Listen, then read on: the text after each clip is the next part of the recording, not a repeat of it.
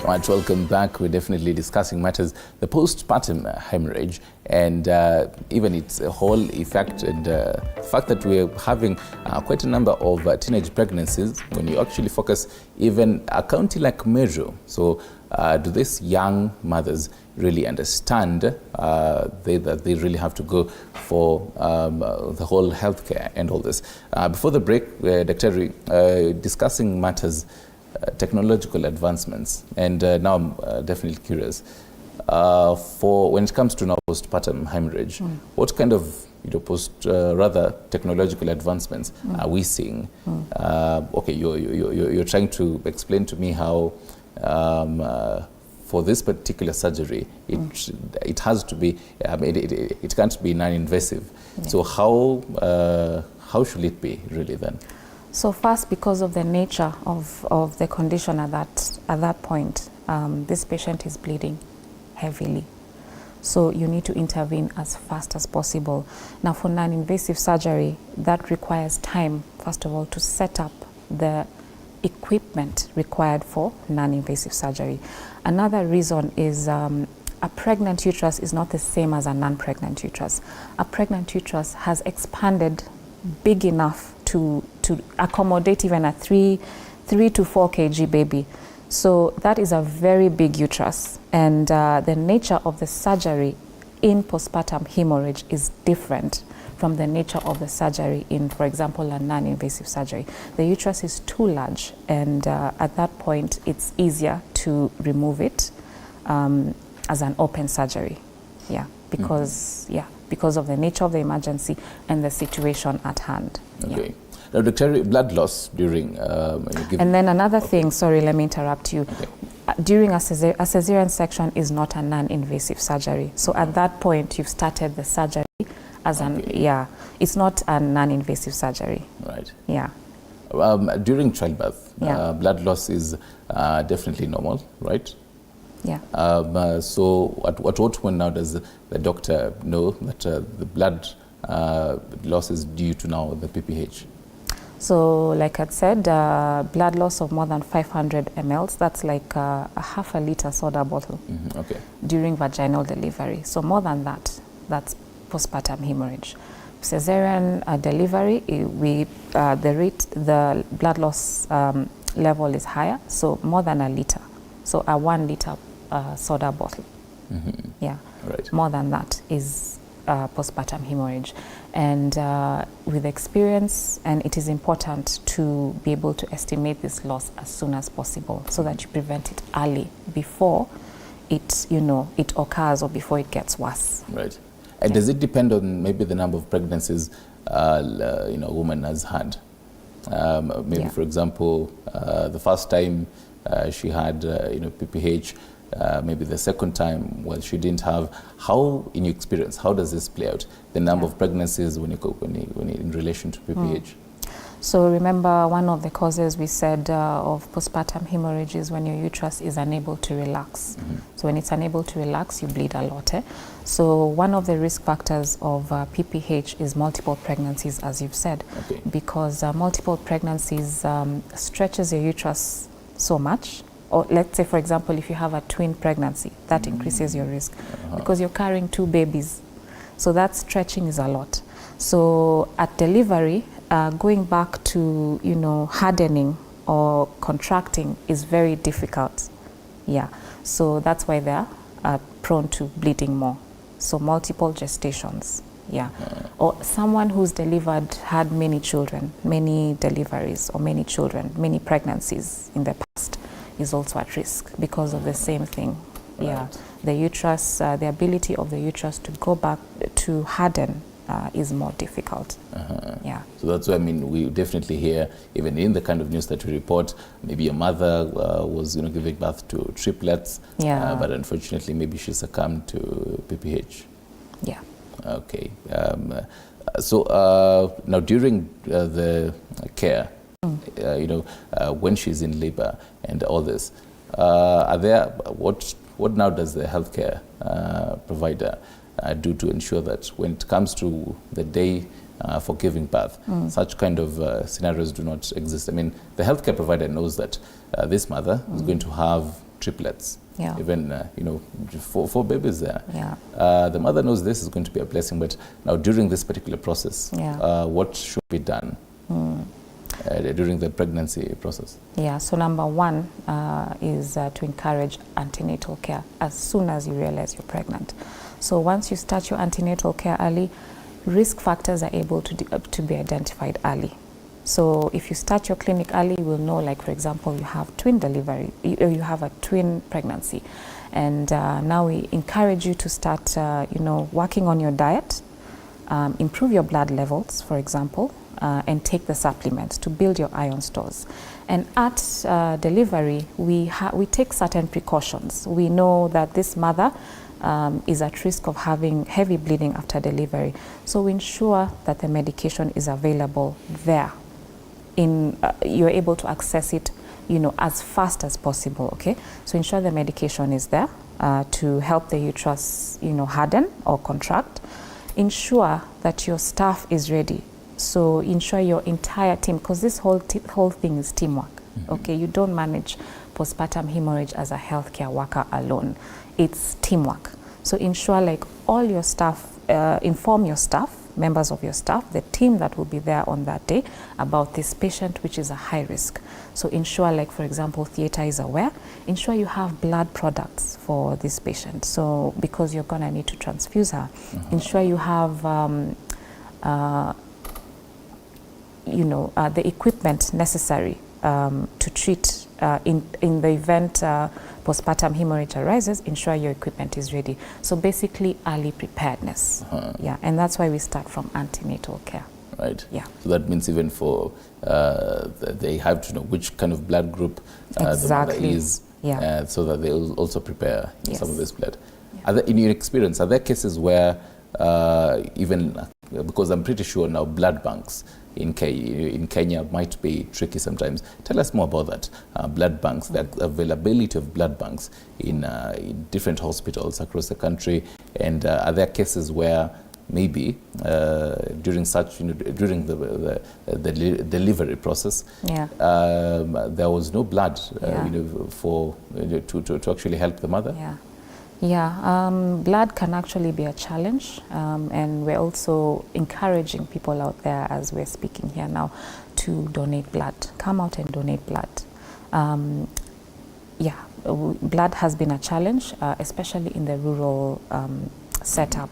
Accessing blood has been a challenge, and that's why we have a referral system. So if you're in a facility and you have this patient and it's high risk, and you know this lady is gonna bleed, and you know you don't have blood, we encourage you to refer to a facility that has these blood products. In rural areas, is it that people don't want to donate blood, or is it that there are not enough of these blood banks? Lack of knowledge, lack of accessibility, because you're in a rural area, maybe you live very far away. How will you even access the hospital to donate this blood in the first place? And do you even know the importance of blood donation? In rural areas, you're not able to access information, unlike, for example, here in Nairobi, where information is readily available and all over. Right. So that's a challenge. So actually, we encourage referral to facilities that have blood products. Yeah. Right. So blood is a challenge. Right. Yeah. Dr. Not some numbers here, and we can also have the same on our screens. This urged by the World Health Organization. So according to the WHO, it says globally, adolescent birth rate, is ABR, has decreased from 64.5 births per 1,000 women who are aged between 15 to 19 years in 2000 to 41.3 births per 1,000 women in 2023. And however, rates of change have been uneven in different regions of the world.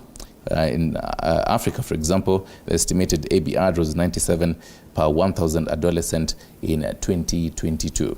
Dr. Even as we take a look at these numbers, explain to us what these numbers mean. The fact that the decrease of from 64.5 births per 1,000 women in 2000 to 41.3 in 2023, that is this year. What does this mean? So it means As time goes, we have, for example, facilities are improving, exposure to, training and knowledge is improving, and yeah. All right. So, and also remember, our health system is devolved, so that has played a major role, yeah, in improving health. Yeah. All right. And social media itself, how much of a role has it played, even in your line of duty? Yeah, that's actually very true, because in the past, it was only mainstream media, mostly, where this information was disseminated. But now information is readily available. Now people use social media a lot to, talk about these issues, raise these issues, and accessibility to internet. Before, getting internet was difficult, but now internet is, it's like a basic need. It's easy to access internet. It's affordable. Yeah. Right. Let's talk solutions now, Dr. Ray. From where you sit as, COGS, what are the success stories before we actually, start poking holes to the government, or Gava tunatakai, listen to us? What are the success stories that you've had before we actually get into this should be done? Success stories in terms of outcomes? Of the outcomes of, so far, taking a look at even the decrease from 2023 years later of, the ABR. Now, from where you sit, what are the success stories in also maybe the decrease of, postpartum hemorrhage and also teenage pregnancies? Would I say, are we really there yet? I don't think we're there yet. Okay. Yeah, we need to do better. Yeah. And that's why we're here. So as COGS, we encourage, we actually encourage women to seek antenatal care as early as possible. And especially the adolescents, not to fear seeking health care. And as we talk about this, we'd like to also appeal to the government to provide more resources, because I don't think we're there yet. Remember, by 2030, we need to bring it down to 70. And we are quite far from there. So we also appeal to the government to, provide labor, hire more people. There's so many people who don't have jobs, so many nurses, so many doctors. Provide this labor. Sponsor training, things like advanced life support in obstetrics and gynecology. So trainings like that. So we need to encourage, we advocate that the government should provide opportunities to train even the workers in the health system already. So training that will improve the outcome and reduce the maternal mortality rate. To the public at large, seek health care. We encourage you to seek healthcare, seek knowledge regarding these issues, so that you're also not unaware of the importance of, going to antenatal clinic as early as possible. Right. Yeah. And also provide equipment for this, especially in the rural areas. So many hospitals are affected. There's no equipment to manage these conditions, there's no staff, there's no blood, things like that. Right. Yeah. And now for a topic that has been the conversation this past few weeks, that is health insurance. Does it help when, for example, you have the NHIF? Yeah. Does it help? And even the fact that it's going to be broken down to 3 tiers, does it help even for maybe a mother in the village there? For example, in Meru, who's going to the hospital, they have the NHIF card. Are they worried that your card haitawasaidia when they go to the hospital, and actually if they're told that you have PPH? Yeah, actually that was a point I wanted to mention, and then it had disappeared. Okay. Yeah, health insurance. So we need to make it easy. The government needs to make it easy for pregnant women to access health care easily. Because another factor is why someone will not come to hospital is because they don't have funds. So we need to make it easy for people to get this insurance and be able to access health facilities easily. How affordable is the treatment for PPH? How affordable? Yes. So you don't look at just the treatment at PPH. You look at the entire delivery. You look at the entire, like from the time she's pregnant. So antenatal care. Is it affordable in Kenya? I don't think it's affordable. We are still struggling. There are women who are struggling. Numbers are reducing in antenatal clinics in public facilities because people can't come to hospital. So it starts from antenatal clinic attendance. Yeah. So we're not just looking at PPH alone. The whole because for you to process. deliver someone, you need to know the story from the beginning. Yeah. So each visit and depends on how risky your pregnancy is. So if you're carrying a twin pregnancy, that's a risky pregnancy because it has its own complications. So your visits are more frequent. Now, because of that, lack of accessibility, lack of funds, lack of insurance, women don't come to hospital. So by the time they're coming to you, it's too late. In your knowledge, roughly how much will it cost for mother, the prenatal care, the delivery process, and even the antenatal care? How much roughly in Kenya can it cost? So it depends on where you're looking at it from. If she's attending like a government facility or a private facility, so the cost varies. For example, in a public hospital, because you work in one.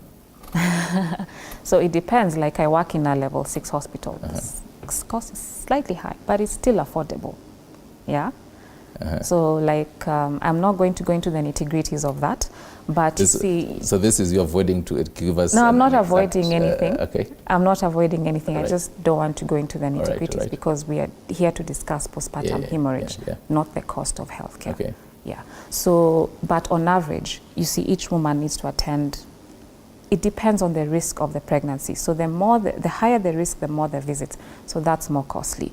And complicated pregnancy is less risky. All right. Yeah. Now as COGS, so what is now COGS doing to help in matters curbing postpartum hemorrhage? Yeah. So as we were discussing earlier, appealing to the government to train more doctors, increase the number of staff, skilled labor, to be able to handle these issues, and deploy them in the rural areas where there are fewer staff, skilled labor. Encourage the government to provide this equipment to manage these conditions, and also encourage the private sector to come in and have public-private sector partnership, and also other stakeholders in trying to bring down this the rate of postpartum hemorrhage. Right. Yeah. And also appealing even to mothers to encourage them to seek antenatal care as soon as possible. And as far as adolescents are concerned, teenage mothers, as soon as you find out that you're pregnant, don't fear going to hospital. Don't fear that you'll be judged. Yeah, because we have, and most of our staff are actually non-judgmental. Oh, okay. Yeah, so from K&H or roughly? Generally, any COGS member, any medical practitioner. Okay. Yeah, any qualified medical practitioner should be non-judgmental. Yeah, and we encourage our members to seek care in facilities that have specialists, also COGS members. Okay. Yeah. And now someone would be curious to ask, are there free medical camps so that some of these young mothers, they might avoid going to the hospital physically because of the fear of being judged, because if it's a local hospital, what might go around, nani ako na mimba, alikuwa hivi na hivi na hivi. But then are there now free medical camps around that maybe COGS offers, so that to offer what we're talking about, advocacy and the knowledge and also access to this healthcare? Yeah, so like why we're here is one of the ways COGS is communicating to people. It's communicating to the government, it's communicating to the community at large, it's communicating to even health workers. So this is one of the ways. Another way is, like you're saying, organizing for health camps, which is also organized by even the various health facilities. Yeah, yeah, and also going to communities and talking about it.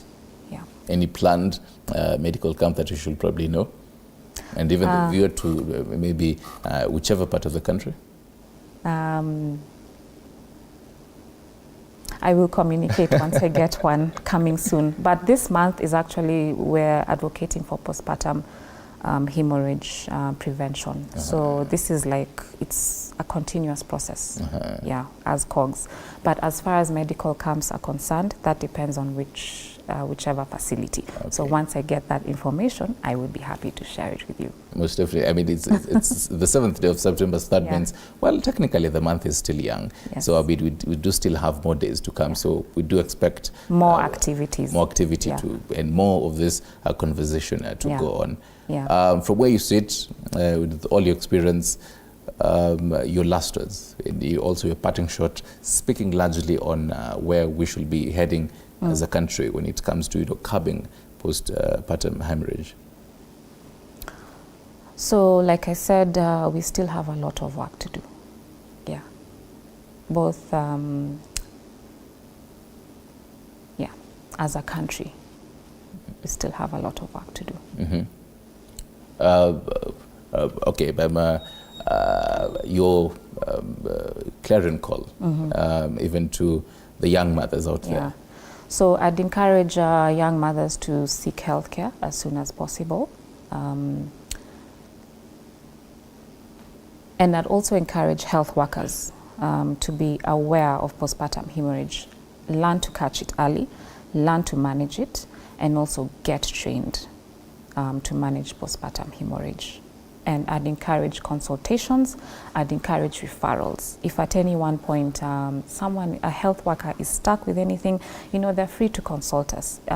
In our level 6 facility, we are a teaching hospital, so we'd encourage people health workers to consult us whenever they're stuck, and also referrals. And if it's referrals, prompt referrals. Yeah, no delays. So we need to work on the delays. Right. Yeah. So for delay, how long is the delay? We need to act as soon as possible. Right. As soon as you identify that this patient has postpartum hemorrhage, and maybe, for example, in your facility you don't have blood, or you don't have a certain equipment, for example, manage the emergency as it is there, and then refer. Okay. Yeah. To avoid that lag because if you don't stop the bleeding at that point, from that time you see the mother to the time she arrives at the referral facility, that's some time lost. And at least do whatever you can at that point to manage that situation at hand before you refer. Right. Yeah, so there's delays. So the levels of delays are delays in seeking care, delays in accessing this health care, and Right. And briefly and finally, you also mentioned that you're a private consultant, and obviously now the viewer would be curious. Is there a way that they can actually reach you personally for more of these details? Yeah, they can follow me on Instagram and Facebook, Dr.Anzeze. Yeah, and if they have any questions, they can send me a DM me. And my clinic is at Prof. Nelson Awori Center in Upper Hill. Right. Yeah. So most definitely either go to Upper Hill or slide into the DM and ask all those particular question. This particular conversation definitely, as Dr. says, will continue the whole of this month, preventing postpartum hemorrhage. Asante sana, Daktari, for this particular wise words. We definitely learned a lot, and hopefully to have more of this conversation as we go on. We're taking a short break. When we come back, we will be getting into the county diary just to get to know what is happening in your county, and specifically, and also across the borders. Stick around for that.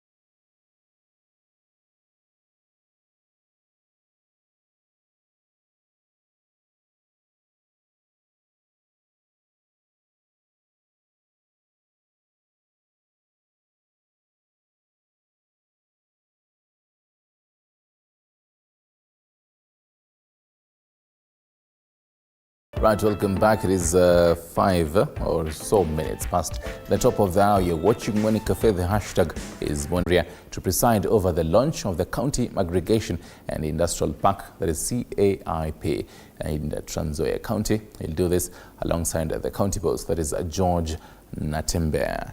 That is in Trans Nzoia County. Away from that, into matters politics. Today we do expect a whole consequentially after ODM cracked the whip on some of the ODM MPs, and today, or rather from today, we do expect ODM Secretary General, that is Edwin Sifuna, to commence the removal of the ousted ODM MPs from the party register.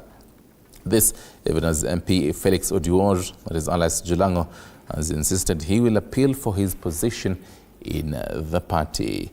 And away from that, ESCC is expected to release 2 million Kenyan shillings cash and other devices or documents confiscated from former Kakamega Governor Wycliffe Oparanya following a court order. In an application before the court, Oparanya said the ESCC sleuths seized and carried away documents, computers, mobile phones, and 2 million Kenyan shillings cash, rather in cash. The case will be mentioned today at 2:30 p.m. to confirm the status of the matter. And away from matters graft, before we actually get into the politics, that rather not politics but sports that you're seeing on your screens, today in the National Assembly we do expect the ad hoc committee of inquiry on the WorldCoin controversy to meet the Data Protection Commissioner, that is Immaculate Kasait. This comes after the committee met with the executives from the Tool for Humanity, the German-based global hardware and software company that led the initial development of WorldCoin protocol yesterday. So we do expect to see how that will be going on and in the National Assembly. We also expect the Implementation Committee to meet with the Cabinet Secretary, that is the Ministry of Foreign and Diaspora Affairs, Alfred Mutua, the National Treasury, Professor Njuguna Ndung'u, regarding the implementation status of the report of the Departmental Committee on Defense and Foreign Relations on inspection visits to Kenya's diplomatic missions. The committee will also meet with the Cabinet Secretary of Ministry of Lands, Public Works and Housing, that is Zachary Njeru, and Urban Development and National Land Commission regarding the implementation status of the report of the Departmental Committee on Lands on a petition of irregular leases of land by Del Monte Kenya Limited. We'll be following on that is in the National Assembly. Now in the Senate, today we expect the Senate ad hoc committee that's pushing for compensation to the Kenyan victims of the 1998 U.S. Embassy terror attack to meet with the National Council for Persons with Disabilities today. So basically to listen to their grievances, since most of the victims are members of the council, ahead of the public hearing in Machakos now tomorrow, that is on Friday. And today at 6:30 p.m, our very own boys Harambee Stars will be facing Qatar at the Al Janoub Stadium.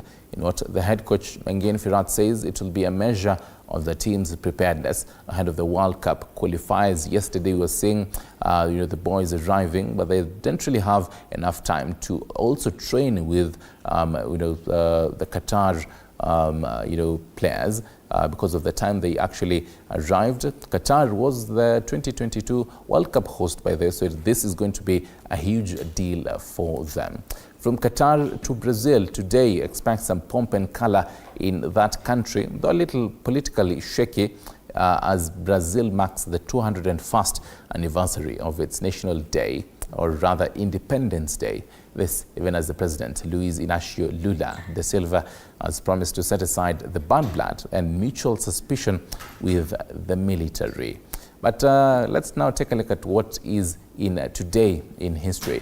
Back in 1992, a day like today, in South Africa, soldiers fired indiscriminately into African National Congress ANC demonstrators on the border of Ciskei in South Africa, killing about 24 and injuring 150 more. The demonstration had attracted 50,000 people. From South Africa, in United States of America, the controversial rapper Tupac Shakur, who had been involved with gang violence between rival gangs, was shot dead on in Las Vegas. Most definitely rest in peace, Tupac. And even as we continue now from matters today in history, just to update you in our diary this morning. Remember, until that we will be updating this particular diary as we move on. In County 047 today, we expect the Nairobi City County Assembly's Public Accounts Committee to be representing its reports to EACC Chairman for action. And this report will be handed over to the EACC Chairman and CEO at the Integrity House.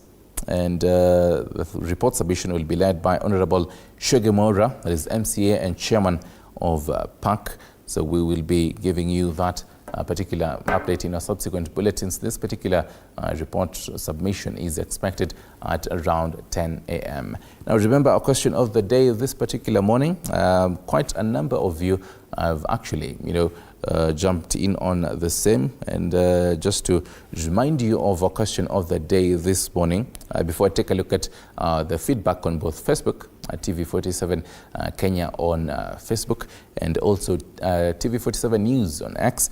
Do you support the move by ODM to expel MPs who have gone against the party's stand? So I'll be taking a look at a number of your feedback, both on Facebook and X. Do you support the move by ODM to expel some of these MPs? Keep talking to us. What do you think about that? But before that, now to matters education, the Vice President of Namibia, Dr. Nangolo Mbumba, says African universities need to collaborate as one. He said this when he led a Namibian delegation in signing a memorandum of understanding between Mount Kenya University and the International University of Management of Namibia. The collaboration shall be carried out subject to the availability of funds and the approval of the Vice-Chancellor, International University of Management, and the Vice-Chancellor of Mount Kenya University through such activities or programs in the fields of medicine. Here now is our very own George Maringa, who had a brief chat with the Vice President of Namibia. Take a listen. Thank you. Indeed, we are delighted at this point to have a conversation and interview with the Vice President of the Republic of Namibia, that is His Excellency Nangolo Mbumba, who has just stepped out of signing a memorandum of understanding between the International University of Management of Namibia and the Mount Kenya University, the event happening at the Mount Kenya University headquarters here in Thika. Thank you so much, Your Excellency, for making time for us. Very briefly, at the sidelines of the Africa Climate Summit, the memorandum of understanding that you've signed with the Mount Kenya University, what science solutions do you seek perhaps to see in the future having come from the conference? Let us first say that we are happy, the Namibian delegation is happy to have had the chance to be in Nairobi discussing the issues of climate the climate science. And we were properly received. We enjoy our stay. But the most important thing is we have now a Nairobi declaration talking to us what is the problem we are facing in our respective countries, on our continent, and in the world. These gases we are pumping into the air are warming up the whole world.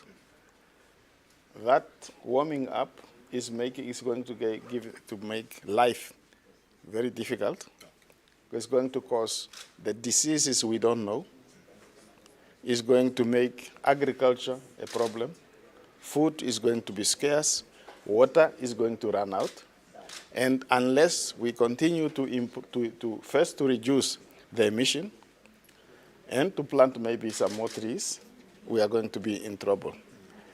So the memorandum we have witnessed here is institutions of learning, or especially institutions of higher learning in Africa, must collaborate.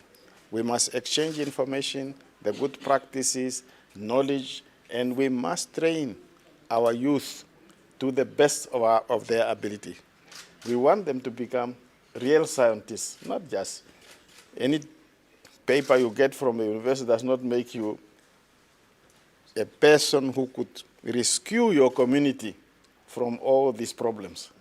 Bringing them water, finding minerals that are now being used to create batteries that will help us not to reduce the emission into the air. That is the reason why we are here. We are here. You have a university with a beautiful name, Mount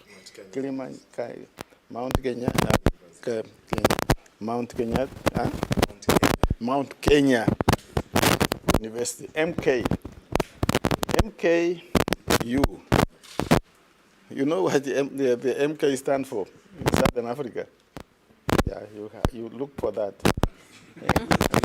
So perhaps in terms of even being able to see student interaction and exchange programs, what does this mean to open up, especially for the students of Kenya and those ones of Namibia?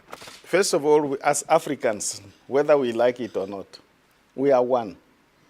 We just happen to be in different towns and different counties, but different countries, but we are one.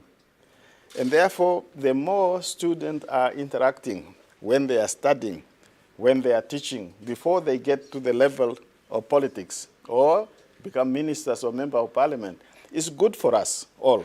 It's because you are not going to meet people and say, these people are just from Southern Africa, these people are just from East Africa or West Africa. We are one. Look at yourself. Some of you look more Namibian than me. And look, some Namibian, I wish I could leave them here because they look more Kenyan than Namibians. Yeah. So all these things are good. Education is good. Exposure is good. Living in other countries is also good. Visiting other countries is good.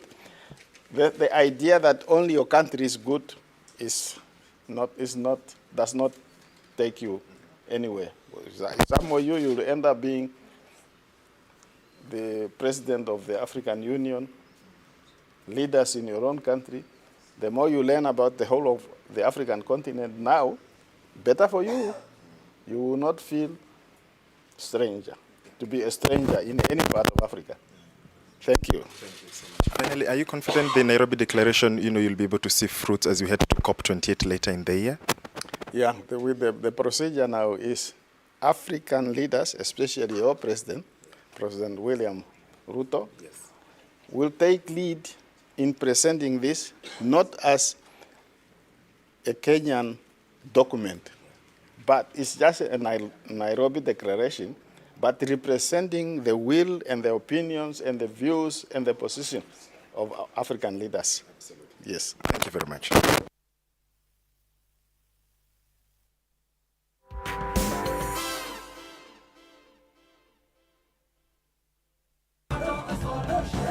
Thank you, DJ. The Africa Climate Summit inaugural conference held in Nairobi provided Kenyans and Africa climate stakeholders with lots of hope that by the year 2030, there will be significant changes in mitigating climate change. Nearly 25 heads of states and 30,000 delegates attended the summit, which was also dominated by debates on how to mobilize funding for climate adaptation, resource conservation, and the development of renewable energy. So that tukienda kwa ulimwengu mwingine, tunaenda na solutions zetu, tunaenda na suggestions zetu, tunaenda na ile matibabu tumeona tunaweza weka kusuluhisha hii maneno ndio Afrika iweze kupata nafuu. We must ensure that every time we have declarations, those declarations have left the boardroom, there is actions following the declaration. Then when we are walking to COP28, we have some results to share, not always problems. Homa Bay County Governor Gladys Wanga has commended the African Union initiative to hold the summit in Kenya, saying this will help her progress in her fish farming action plan in Homa Bay County. Na hapa tunataka tuweke innovation hub ya climate resilience, ya watu kuja kufanya maonyesho ya yale innovations ambayo wamefanya kuhusiana na mambo ya climate resilience. And as the world looks forward to COP28 conference in Abu Dhabi, Dubai, set to be held in December this year, stakeholders who attended the summit said the summit has been an eye-opener. Kwa sababu sisi wa Afrika labda hatuna nguvu ya kuinvest kwa hizi minerals, tunaomba wenzetu kutoka Europe na wengine badala ya kubeba vitu zetu kama raw material, tunataka hizi vitu sibaki hapa, factories sijengwe hapa, hii value addition na manufacturing ifanywe hapa, vijana wetu wapate kazi. Kenyans are now confident that with the discussions leading to Nairobi Declaration, the country will not be able to import food any longer, as the summit has largely provided them with plans to mitigate climate change. We believe very strongly that Kenya can become food sufficient. We don't need to import 45% of the food that we consume. You know, the Nature Conservancy, we put science, we work with governments, and we really help governments see how can we get smarter? How can we produce the same amount of food with less? What we need is technology.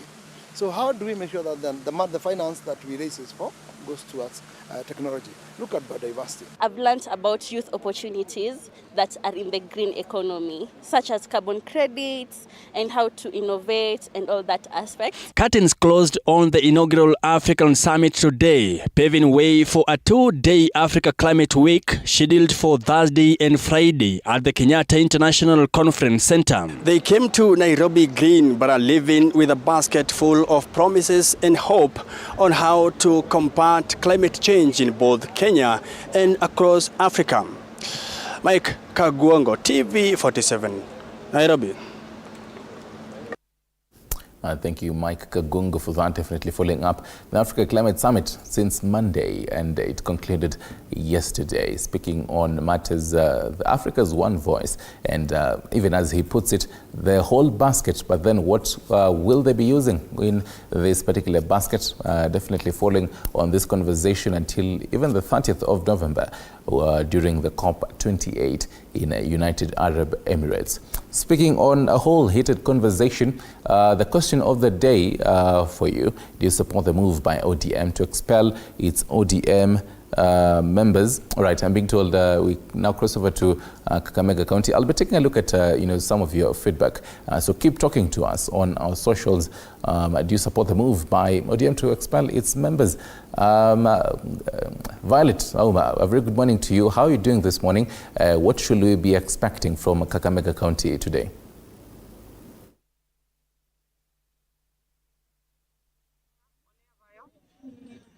Yeah, thank you so much. We're coming to you live from Kakamega County. That is Masinde Muliro University of Science and Technology.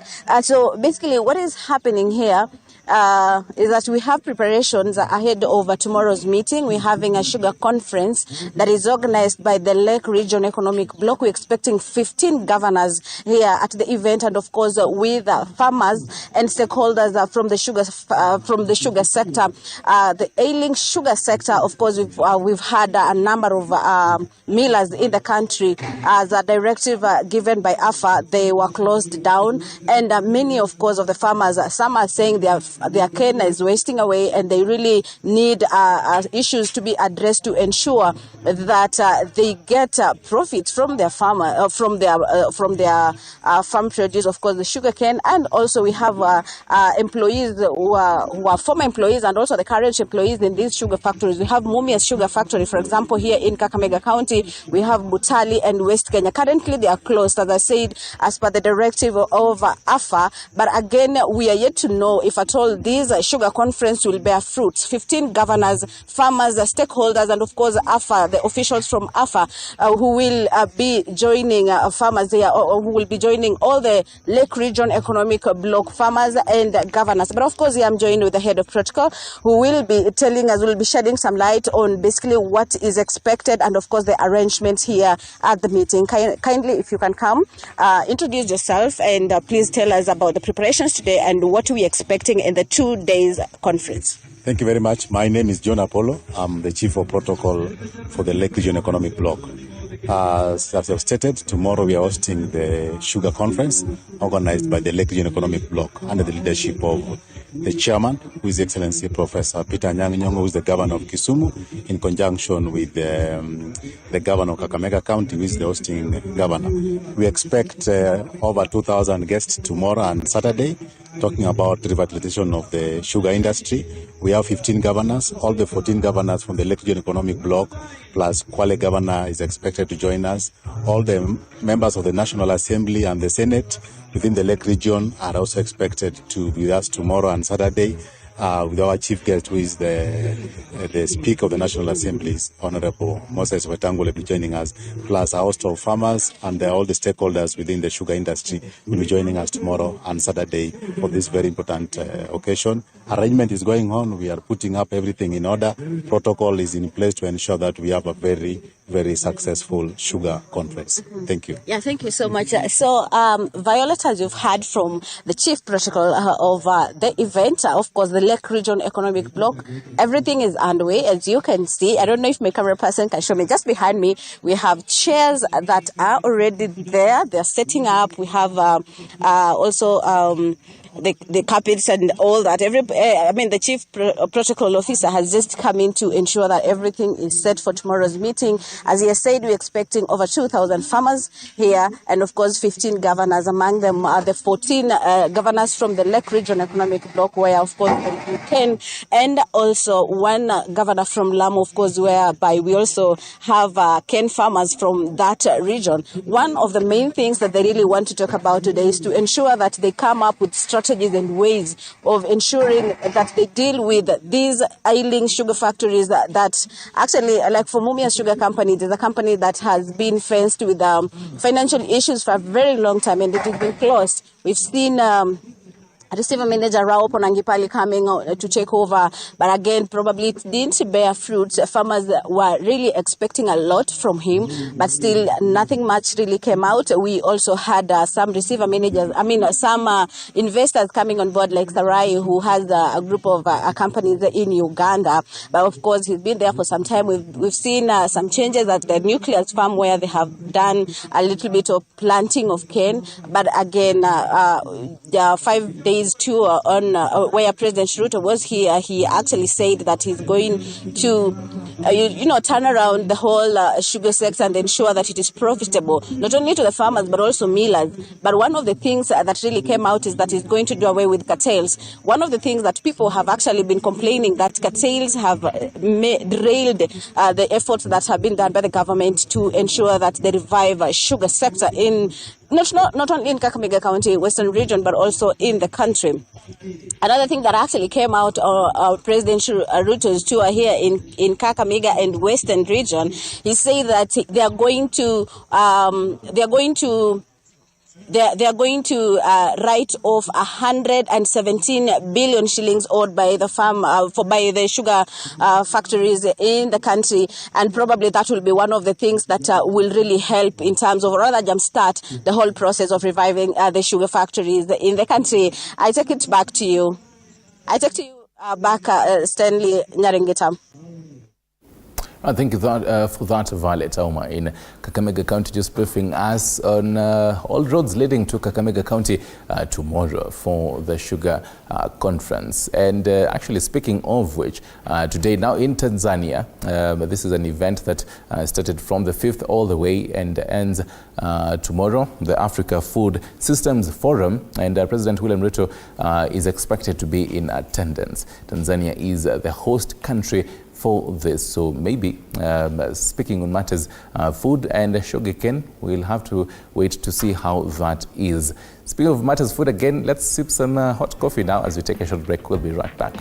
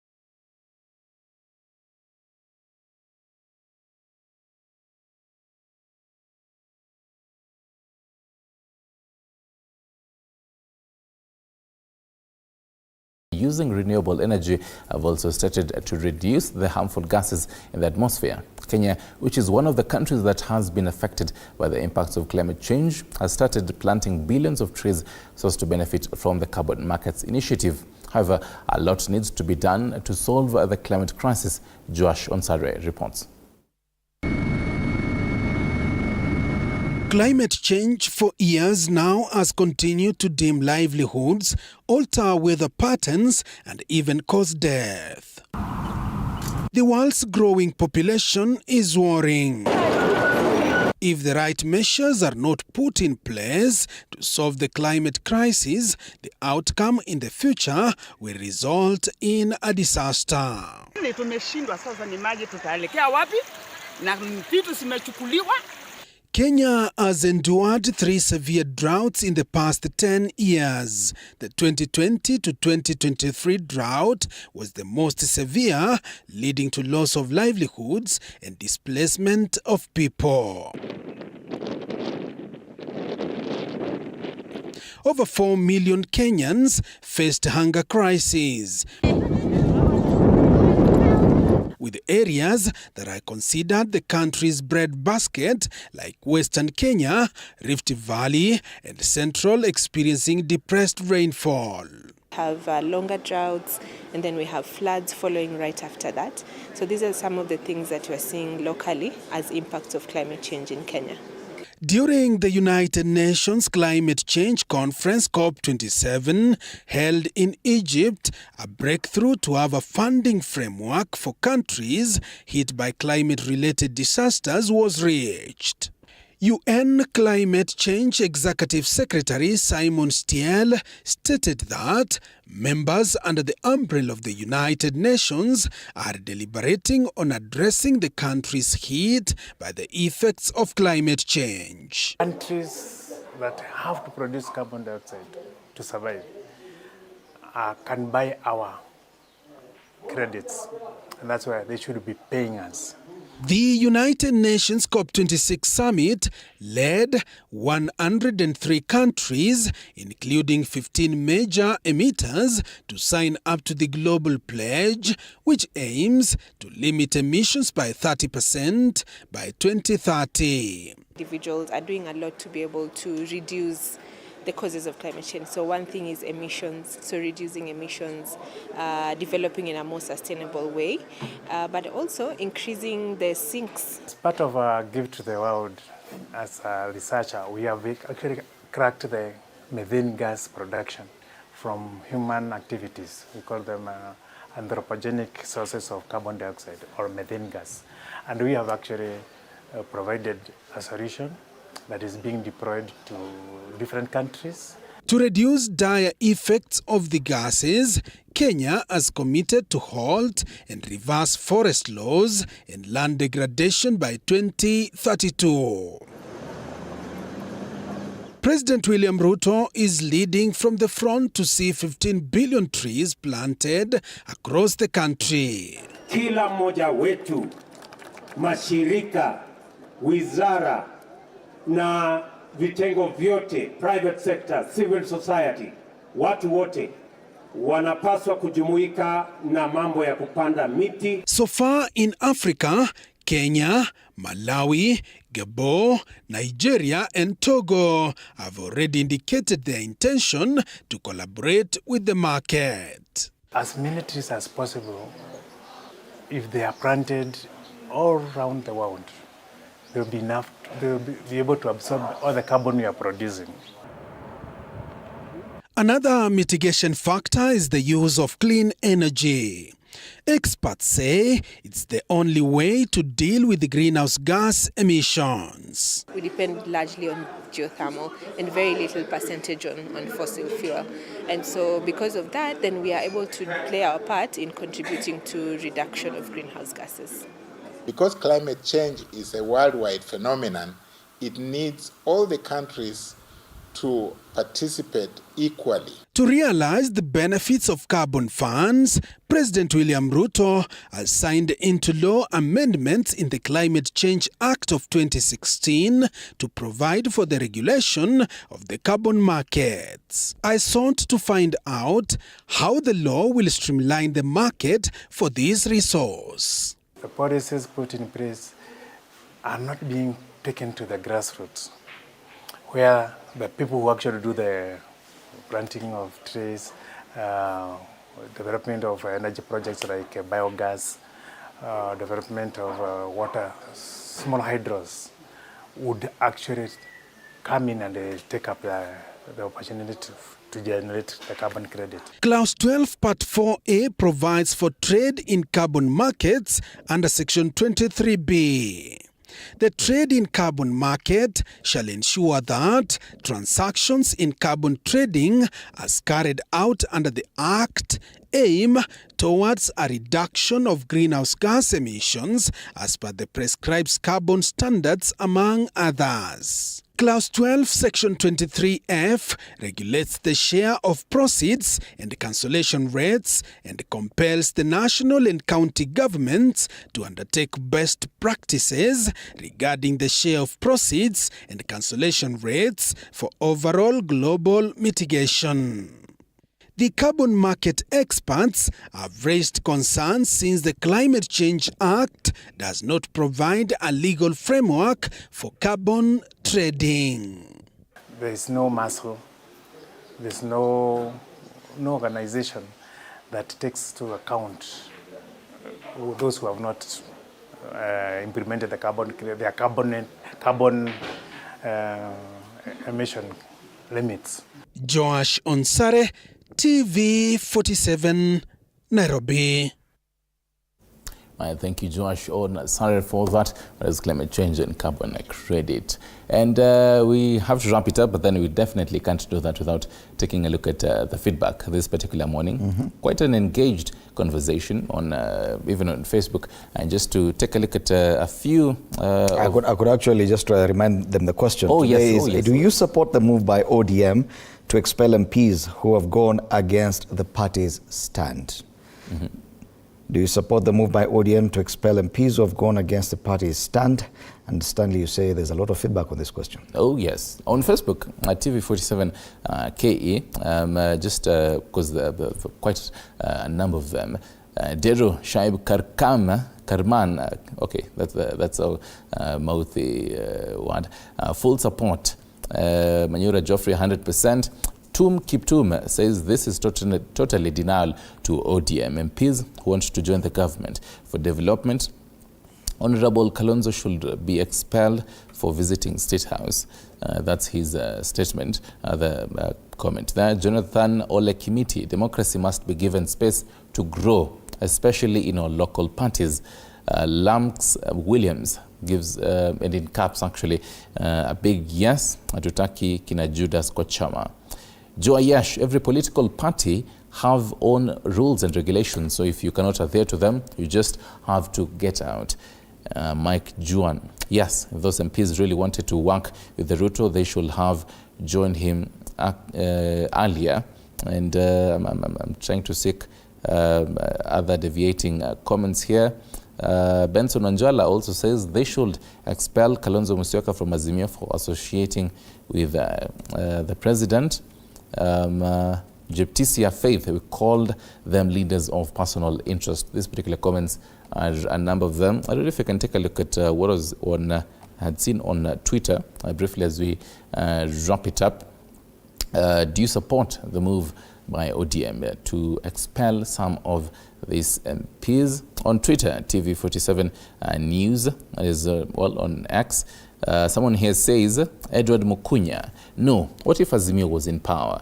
If a public servant is perceived to be supporting opponents, they would lose their jobs. It goes without saying, ODM is a dictatorship. And General Ameme says that's their own issue. Aituhusu. Someone here says, Josephat Kanyanja, Babu Owino is developing Embakasi East without going to State House or going to bed with oppressors. Which development are they getting from State House? The conversation definitely goes on. It will definitely continue, but I've noted a bit of confusion. Many people cannot draw the line between the ODM party and what is called the Azimio La Umoja One Kenya coalition, because this is a party issue and it's the ODM party that has expelled its members. It is not a coalition issue. So that understanding needs to be clear. But then again, as Stanley says, the conversation continues online, on X at TV47 News and on Facebook TV47 Kenya. Do you support the decision by ODM to expel party members who did not, let me just get the question straight so that I do not confuse our viewers. Do you support the move by ODM party to expel MPs who have gone against the party's stand? Most definitely, but we have to wrap it up. Yes, and even as we wrap it up, a quick reminder that even as the Africa Climate Summit ended yesterday, there was another event organized parallel to that, which did not end yesterday, will actually end tomorrow, and that is the Africa Climate Week, still happening at the KICC. So those people in town will still see a lot of activity around the KICC as the Africa Climate Week continues up until tomorrow. Oh yes, and that is in Kenya. In Tanzania, Matters Food Talks is happening there at the AGRF, the Africa Food Systems Forum in Dar es Salaam, hosted by President Samia Suluhu Hassan. Meaning that President Ruto has or is traveling to Tanzania today? Oh, we wait to see. Okay, because at least 7 heads of states are supposed to be attending that food summit in Tanzania. Well, this is where we wrap up this edition of Morning Cafe. Thank you so much for keeping us company throughout the show. My name is Fred Indimuli. Good morning. My name is Julie Stanley Nyarungita.